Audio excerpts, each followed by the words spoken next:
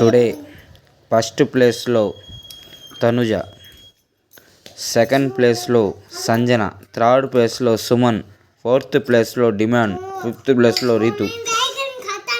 ఈసారి ఈ ముగ్గురు డేంజర్ జోన్లో ఉన్నారు.